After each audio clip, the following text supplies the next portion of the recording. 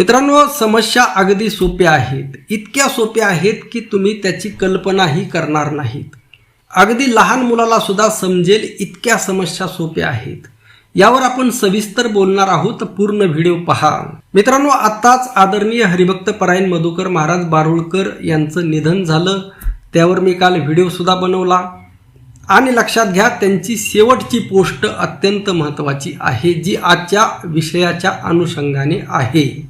मित्रांनो, शरद पोंक्षे मनुस्मृतीच्या नावाने आत्ता जो बरळला, खरं तर उलट त्याच्या बोलण्याने त्याचं खरं स्वरूप समोर आलेलं आहे. म्हणजे यांच्या ओठामध्ये, यांच्या तोंडामध्ये दाखवण्यापुरतं जरी हिंदुत्व असलं तरी यांच्या पोटामध्ये हिंदुत्व नाही, यांच्या पोटामध्ये मनुवाद आहे. लक्षात ठेवा, हे या निमित्ताने वारंवार स्पष्ट झालेलं आहे. याच्या अगोदर सुद्धा स्पष्ट झालेलं आहे. यांचे खायचे दात वेगळे आहेत आणि दाखवायचे दात वेगळे आहेत, परंतु आमच्या बहुजनांना हे समजत नाही. तुम्हाला मनुस्मृती समजावी, मनुस्मृतीमध्ये काय लिहिलेलं आहे तुमच्या विरोधामध्ये, यासाठी मी मनुस्मृती याच्या अगोदरही वाचलेली आहे. आणि आता एक नवीन त्याचं व्हर्जन तुम्हाला नवीन कॉपी मागून घेतलेली आहे. त्यावर 1-2 व्हिडिओसुद्धा बनवले, परंतु त्यावर काही जणांच्या कॉमेंट आल्या, आपल्याच लोकांच्या, की आता मनुस्मृती कालबाह्य झालेली आहे, याच्यावर कशाला बोलायचं, याच्यावर कशाला चर्चा करायची, आणि त्यामुळे मी तो विषय बंद केला. परंतु समोरचे लोक तो विषय बंद करत नाहीत. आणि 2014 नंतर तर मनुस्मृती समर्थकांची संख्या प्रचंड वाढलेली आहे.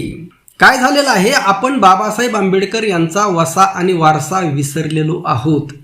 बाबासाहेब आंबेडकर प्रत्येक गोष्ट वाचायचे, प्रत्येक गोष्ट जाणून घ्यायचे. जोपर्यंत तुम्ही वाचणार नाहीत, समजून घेणार नाहीत, जे साहित्य तुमच्या विरोधामध्ये आहे ते कालबाह्य असो, काहीही असो, त्याला मानणारे जर लोक असतील, त्याला फॉलो करणारे जर लोक असतील, लक्षात ठेवा, तुमच्यासाठी ती कालबाह्य असेल, परंतु त्याद्वारे तुम्हाला गुलाम बनवण्याचं षड्यंत्र हजारो वर्षापासून आणि आजही सुरू आहे. आणि जर तुम्ही ते जाणून नाही घेतलं, जर त्याची कारणं जाणून नाही घेतली, जर त्यावर चर्चा नाही केली, तर ही व्यवस्था तुम्हाला गुलाम बनवल्याशिवाय राहणार नाही. आणि त्यामुळे यांच्या हिंदुत्वाला, लक्षात ठेवा, मी स्वतः हिंदू आहे, परंतु यांचं हिंदुत्व हे वेगळं हिंदुत्व आहे. यांचं हिंदुत्व हे केवळ दाखवण्याचं हिंदू आहे, तथाकथित हिंदुत्व आहे. आणि यांच्या या तथाकथित हिंदुत्वाला अनेक लोक बळी पडतात हिंदू या नावाखाली. लक्षात ठेवा, आता मधुकर महाराज बारुळकर यांची शेवटची पोस्ट काय आहे बघा. शरद पोंक्षे, ध्यानात घे, मनुस्मृती म्हणजे तुझ्यासारख्या विकृतीचं प्रतीक होती म्हणून जाळली. बघा बारुळकर महाराज काय म्हणतात, मनुस्मृती का जाळली, तर पोंक्षे तू जसा विकृत आहेस, लक्षात ठेव, त्या पद्धतीने त्या विकृतीचं ती प्रतीक होती. आता मनुस्मृती किती विकृत आहे मला माहीत आहे, मी वाचलेली आहे, माझ्याकडे ती आहे, त्यामुळे मी संदर्भासहित बोलू शकतो. आणि जर तुमची इच्छा असेल तर हप्त्यातून वीकली 1 एपिसोड मी मनुस्मृतीवर बनवू शकतो आणि बनवणार सुद्धा आहेत. किमान एक 5-25 एपिसोड तर मी बनवणार आहे.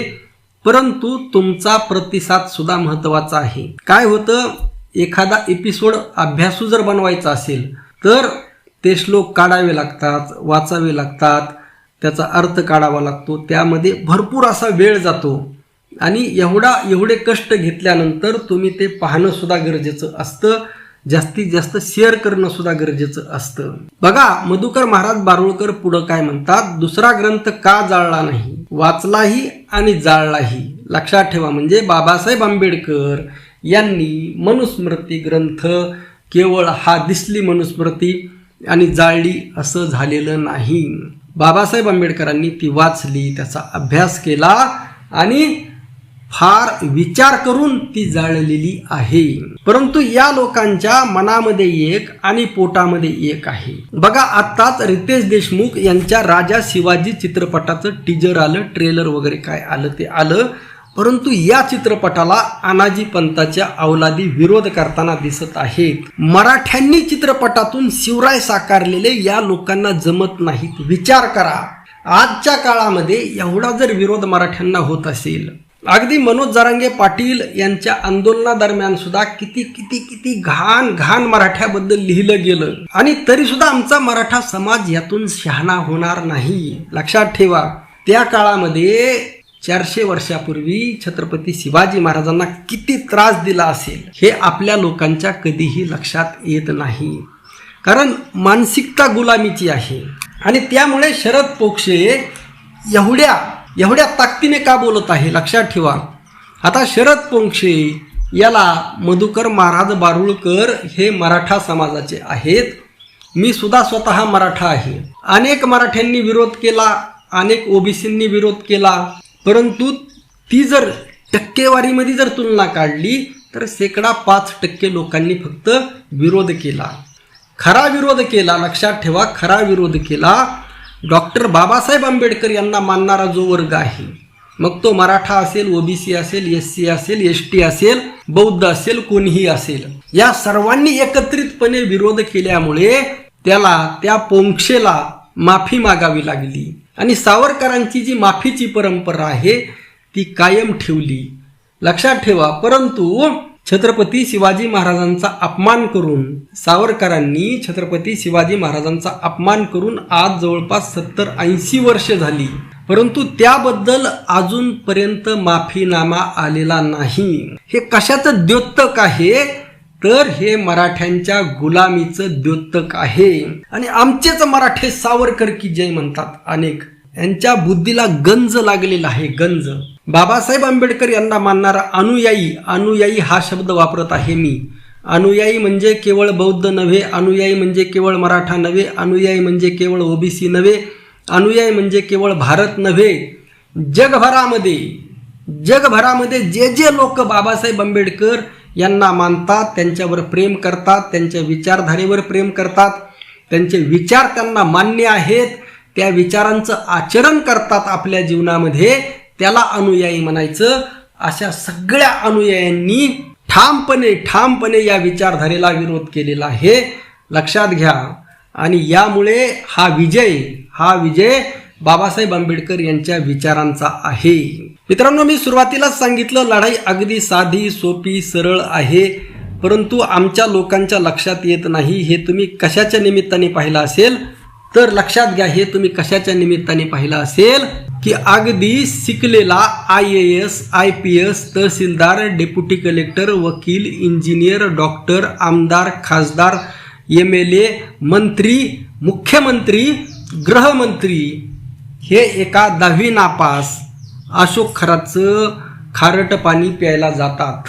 समस्या अगदी सोपी आहे, लक्षात ठेवा, समस्या अगदी सोपी आहे. चमत्काराने तुम्ही इथला मोबाईल तिथं सुद्धा उचलून ठेवू शकत नाहीत.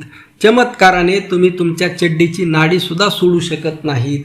चमत्काराने तुम्ही तुमच्या शर्टाचं बटन सुद्धा लावू शकत नाहीत. जेव्हापासून पृथ्वी निर्माण झाली तेव्हापासून चमत्कार होत नसतो. मुहूर्त, ज्योतिष हे थोतांड आहे. सगळे माणसं समान आहेत. एखादी जात श्रेष्ठ, एखादा वर्ण श्रेष्ठ, एखादा धर्म कनिष्ठ, एखादा धर्म वरिष्ठ, हे सगळं काल्पनिक आहे, हे सगळं मानवनिर्मित आहे. हे वास्तव जोपर्यंत तुम्ही स्वीकारणार नाहीत आणि इतकं साधं सोपं सरळ वास्तव असताना सुद्धा या समस्या घेऊन तुम्ही जीवन जगत आहात आणि एकमेकांना नष्ट करण्याचा, संपवण्याचा, एकमेकावर कुरघोडी करण्याचा प्रयत्न करत आहात. आणि त्यामुळे या सर्व समाज व्यवस्थेचं वाटोळं झालेलं आहे. लक्षात ठेवा, आज जगभर माणूस माणसाच्या जीवावर उठलेला आहे. हे सगळं कशामुळे होत आहे? याच्या मूळ कारणाशी जात, धर्म, वंश, प्रांत, देश या सगळ्या गोष्टी आहेत. आपण सर्व अखंड मानव म्हणून एक का होऊ शकत नाहीत? हे विश्वची माझे घर, ऐसी मती जयाची स्थिर, हा विचार आपण आचरणामध्ये का आणत नाहीत? ही खरी समस्या आहे. लक्षात ठेवा, अगदी समस्या छोटी आहे, परंतु ती आपण समजून घ्यायला तयार नाहीत. आणि हे मनुवादी जे लोक आहेत, पोंक्षेंसारखे, यांच्या विचारांना जोपर्यंत तुम्ही बळी पडलेले असाल तोपर्यंत तुमचं जीवन हे गुलामीतच जाणार. गुलामीतून जागे व्हा. हे पोंक्षेसारखे सुधारणार नाहीत. यांचा मेंदू पार सडलेला आहे. लक्षात ठेवा, मनुस्मृतीने यांच्या डोक्यामध्ये घर केलेलं आहे.